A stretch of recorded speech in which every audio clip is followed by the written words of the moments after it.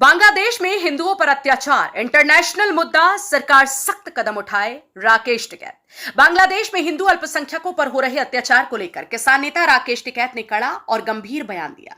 उन्होंने कहा कि बांग्लादेश में एक हिंदू युवक को पहले पीटा गया, फिर जला दिया गया, जो बेहद निंदनीय और अमानवीय घटना है। टिकैत के मुताबिक बांग्लादेश की राजधानी ढाका के हालात धीरे धीरे बिगड़ते जा रहे हैं, जो चिंता का विषय है। गुरुवार को मुजफ्फरनगर स्थित अपने आवास पर मीडिया से बातचीत करते हुए राकेश टिकैत ने कहा कि यह मामला केवल किसी एक देश तक सीमित नहीं है, बल्कि यह इंटरनेशनल इश्यू है। सरकार को इसे गंभीरता से संज्ञान में लेते हुए अंतर्राष्ट्रीय स्तर पर उठाना चाहिए। उन्होंने कहा कि भारत और बांग्लादेश के आपसी संबंध संतुलित और मजबूत रहने चाहिए, लेकिन जरूरत पड़े तो सरकार को सख्ती भी दिखानी चाहिए।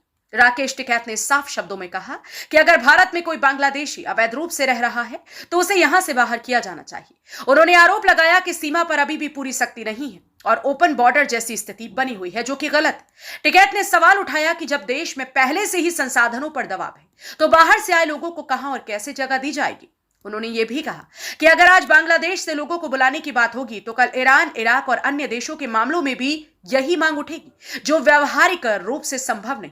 इसलिए सरकार को चाहिए कि वह इस मुद्दे को अंतर्राष्ट्रीय मंच पर उठाए और कूटनीतिक तरीके से समाधान निकाले। इसके अलावा राजस्थान में एक पंचायत द्वारा महिलाओं के लिए एंड्रॉयड फोन पर लगाए गए प्रतिबंध पर प्रतिक्रिया देते हुए राकेश टिकैत ने कहा कि करीब 10 साल पहले उनके क्षेत्र में भी इस तरह के प्रतिबंध लगाए गए थे, लेकिन समय के साथ हालात बदल गए। आज बच्चों की पढ़ाई स्मार्टफोन के बिना संभव नहीं।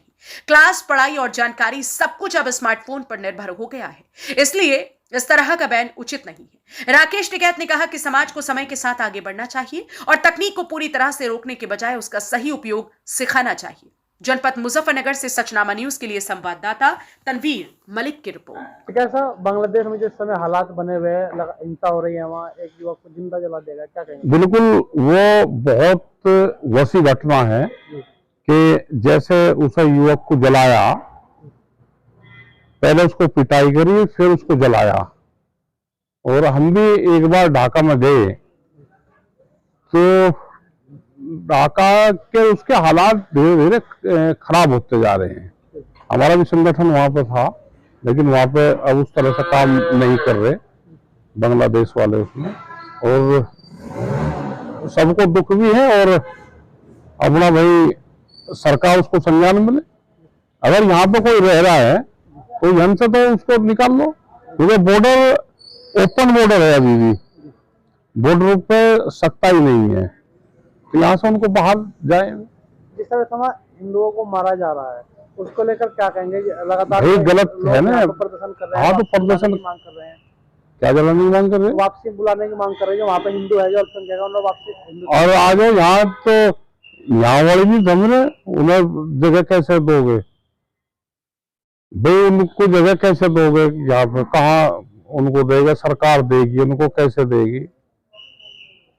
आपस के मुल्क के संबंध ठीक रहने चाहिए। वो कैसे ठीक रहेगी? ऐसे इंटरनेशनल इशू बनाओ तो ठीक रहे। अब एक देश से दूसरे देश को बुला के उसका पूरा नहीं आप पाड़ सकते। तो क्या तो पाकिस्तान से बुलाओगे, फिर इराक और इनसे बुलाओगे, सबसे कैसे बुला लोगे? क्या करना चाहिए सरकार को? सरकार को इंटरनेशनल स्तर पे उसको उठावे, अपने संबंध ठीक रखे, टाइट करना पड़े तो टाइट करें। ठीक है सर, ये तो इंटरनेशनल इशू है, तो सरकार बेहतर इसमें जानती है। राजस्थान में एक जिला है, उसमें वहाँ पे महिलाओं को स्मार्टफोन बैन कर दिया, उसको लेकर क्या कहेंगे आप? अब वो सुना तो हमने भी, अब उनकी लोकल की वो है कोई चीजें। यहाँ पे भी 10 साल पहले लोग को यहाँ पे भी बैन करते थे, जब ज्यादा पढ़ लिख लिए, और जरूरत इसकी ज्यादा होगी कि बच्चों को इसके बगैर काम नहीं चले, स्मार्टफोन से ये उनसे क्लासेस उसी से ही चल रही, तो धीरे धीरे खुल जाएंगे। अभी उनकी लोकल की वो है, तो इस तरह से तो नहीं करना चाहिए वैसे।